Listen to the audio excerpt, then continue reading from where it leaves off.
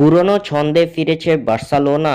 রাফিনহার চোখ ধাঁধানো গোল, যা দেখে অবাক সবাই। গত রাতে লা লিগার ম্যাচে মায়োর্কাকে 5-1 গোলের বিশাল ব্যবধানে পরাজিত করেছে কাতালান জায়ান্ট বার্সেলোনা। এই জয়ে লা লিগা পয়েন্ট টেবিলে নিজেদের অবস্থানটা আরো শক্ত করলো হান্সি ফ্লিকের দল। এদিন প্রথমার্ধের খেলা 1-1 গোলের ড্র দিয়ে শেষ হলেও শেষ পর্যন্ত মায়োর্কার জালে গুনে গুনে 5 গোল দিয়েছে বার্সেলোনা। তবে বার্সার এত বড় জয়কে ছাপিয়ে গেছে রাফিনহার করা গোলটি।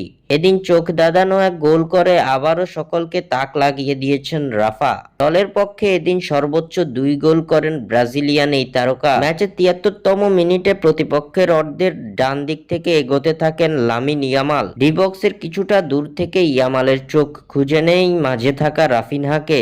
সঙ্গে সঙ্গে রাফিনহাকে উদ্দেশ্য করে ডি বক্সের ভিতর ট্রাইবেলা পাস দেন লামিন ইয়ামাল। পরক্ষণেই প্রতিপক্ষের 2 ডিফেন্ডারকে বোকা বানিয়ে বক্সে ঢুকে পড়েন রাফিনহা। গোলরক্ষকের চোখ ফাঁকি দিয়ে ডান পা দিয়ে আলতো করে বলটি স্পর্শ করে জালে জড়ান এই ব্রাজিলিয়ান সুপারস্টার। এ সময় ম্যাচে দলের তৃতীয় ও নিজের দ্বিতীয় গোলটি করেন রাফিনহা, যার ফলে বার্সা পায় 2 গোলের লিড। শেষ পর্যন্ত 5-1 গোলের বিশাল জয় তুলে নেয় কাতালান ক্লাবটি। স্বাক্ষর থেকে সাদবিন ইসলাম।